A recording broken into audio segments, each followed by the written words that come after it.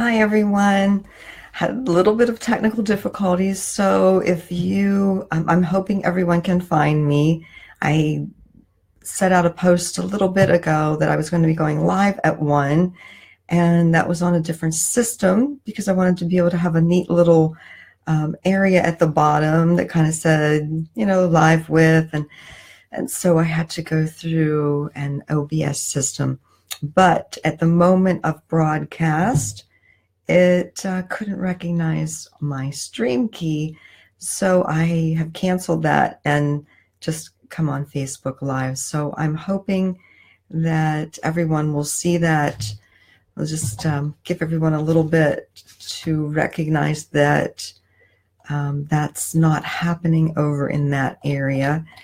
In fact, I'm going to do a little bit of housekeeping, and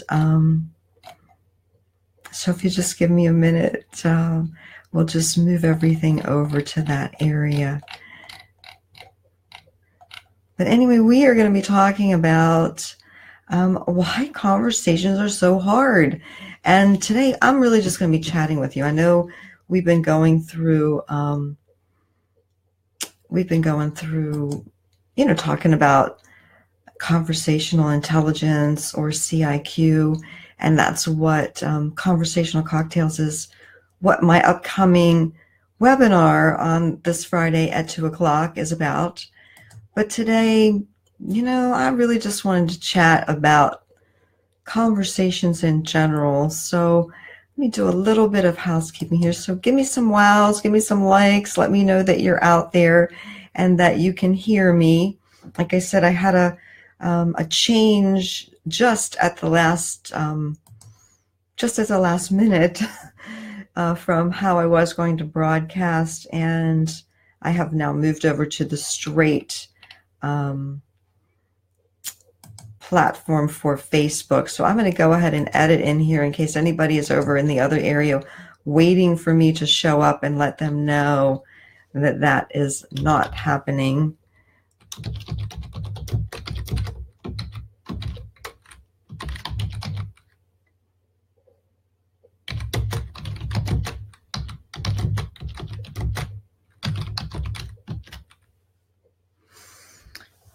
So I just want to get that saved so anyone sitting there can jump over here and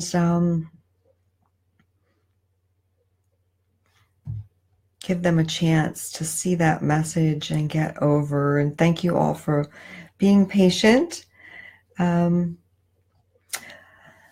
So today we are going to be talking about why conversations are so hard. And, I have a couple stories for you, and, just wanted to talk about that. But for those of you who don't know me, I am Cheryl Piper, CherylPiper.com, Ascended Unity, and you're only one thought away. And today we're going to be talking about conversations, relationships, and why sometimes things are just so hard. So in getting into this, I think about, I've had so many people talking with me lately about the challenges that they're having with, it just seems like people are so sensitive, and, they're saying things, and things are being taken not in the way that they meant them, or people overhear a little bit of a conversation and get upset. And these things really do affect everyone's life. And that's really what we're talking about with the neuroscience of conversations is, why do we do the things we do in conversations? Why do we think the way we do? And it really does come from perception. So back to the main question, why are conversations so hard? And, perception, because we hear things from our window of perception, and we view the world from our window of perception, and everyone else does exactly the same thing. And so one of those traps that sometimes we get into, we think everyone thinks like we do, and that's not the case. So in looking at these challenges that have been coming up lately, and I bring a lot of things back to responsibility.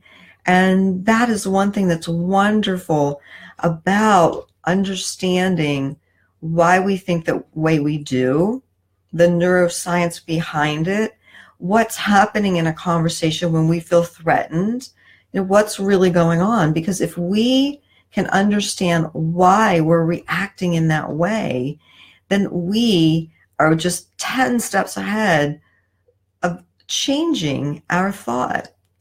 And changing your thought changes your life.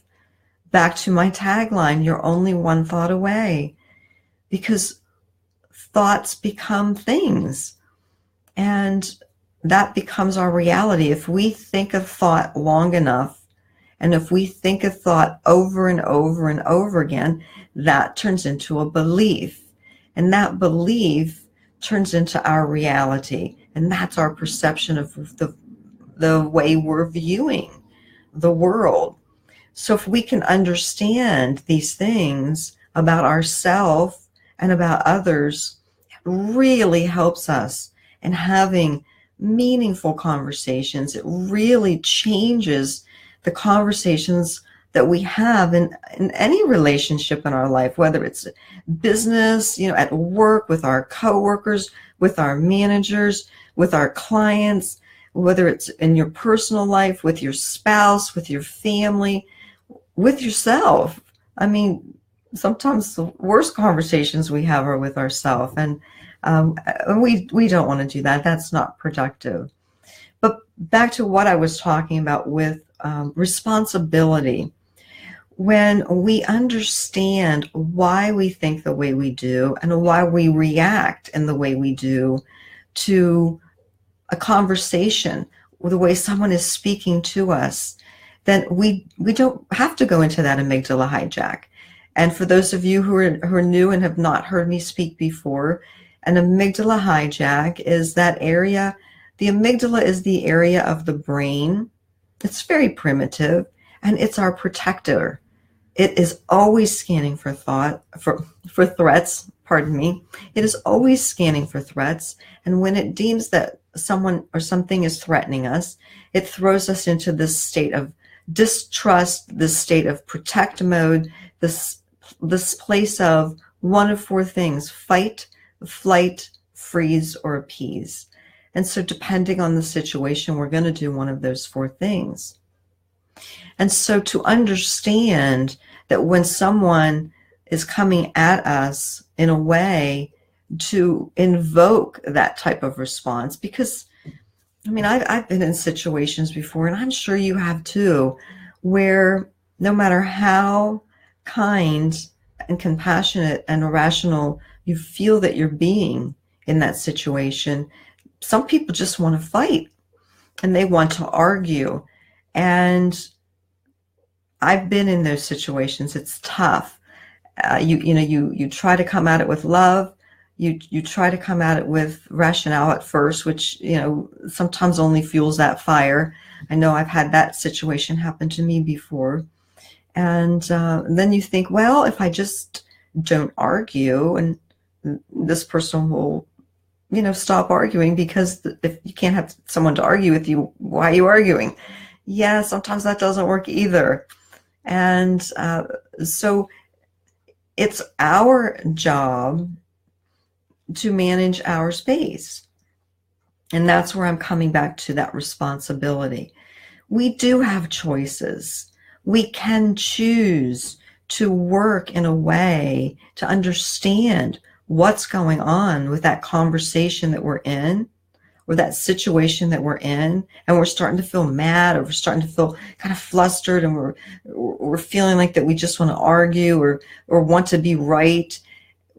By understanding what's actually happening in a neuroscience way, what's going on in the brain, what's going on with these chemicals that are being released in our body, that we can step back and take a breath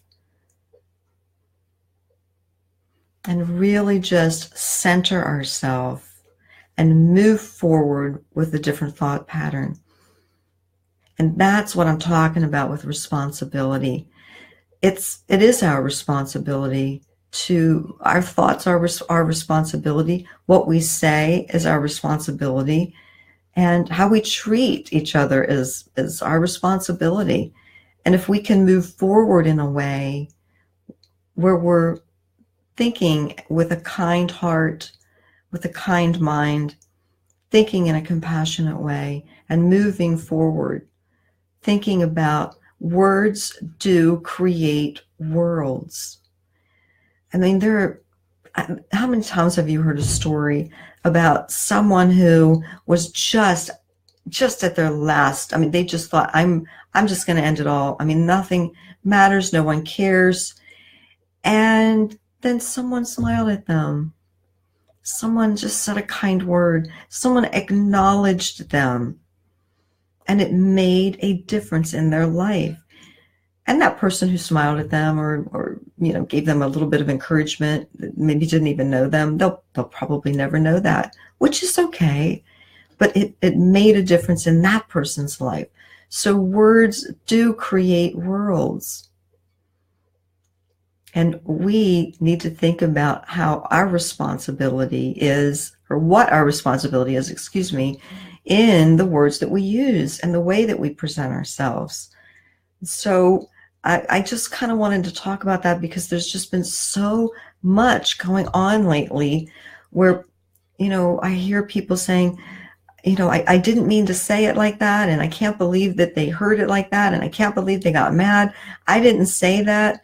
And that comes back to, well, I guess it was probably maybe a few weeks ago, and I was talking about how when we're having a conversation, the level of understanding of that conversation is not in the speaker. It's not in the person who is delivering or speaking.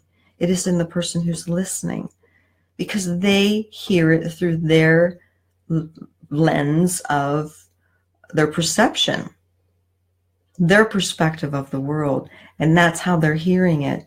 And that's why it is so important to do that double clicking that we talked about last time, and really going down another level, opening another folder, and really understanding how someone is hearing what we're saying. Because if we do that double clicking and we really get into that thought that they're hearing, it may be what you're saying, but it may be completely on the other end of what you're saying. And you would never know that if you don't take the time to really listen to the conversation and to really do that double clicking and opening up that thought a little bit more if that's what's needed, so that that person clearly understands what you're saying. And boy, this can just change worlds. This can change your marriage. This can change your work life. This can change everything, because nothing happens without a conversation. I mean, think about that. Nothing really happens without a conversation. And there's a thought, there's a conversation around whatever decision's made for anything. And so doing everything possible to understand how to communicate clearly and to get that point across clearly and to hear another person clearly. I mean, that's the magic. That's living in that space of understanding and moving forward with a kind, compassionate heart. So I just wanted to talk about that today because there's so much going on where people are choosing to be offended. And it comes back down to choice, because we really do have a choice. We get to choose our thoughts. We get to choose how we react. I had someone say to me one time, you no matter what is coming at you, you choose to react in a way with love. You choose to respond with kindness. And they were just saying, how do you do that? I don't understand. I would love to know how you do that. And it comes down to what I've been talking about in this session, is understanding that I have a choice, understanding what's going on inside of me, understanding that I have a responsibility to how I respond. Because people can say anything they want. It's your choice how you respond to it. There's where you have your responsibility. You choose how you're going to respond. You can respond in a way that's, maybe going to keep the situation going, or you can respond in a way that comes from that space of co-creating, that space of inspired thought, that space of connecting and listening to connect. And you can respond in a kind, compassionate way. So I really just wanted to chat about that today. It's it's just something that's really in my heart, and I really just wanted to put that message out there. I know I talk about this a lot, but today it just felt like I needed to talk about it in a different way. So I can see, I'd like to keep this around 15 to 18 minutes. And just want to thank everybody for being here, and remind you again that I do have a webinar this Friday at 2:00 Eastern Time, and I did put the link. It's already in the post, so all you have to do is click on that and register. There's no fee for it. I've actually waived the fee for this one. Just really want to get that message out there about the art and science of conversation to help everyone move forward in a positive way. So again, love to see you on Friday. Click the link, register, and it's going to be about 45 minutes, just to let you know. And we will be talking about conversational cocktails. What's really going on when you're having a conversation? Thanks again. I'm Cheryl Piper, CherylPiper.com, Ascended Unity. And remember, you're only one thought away.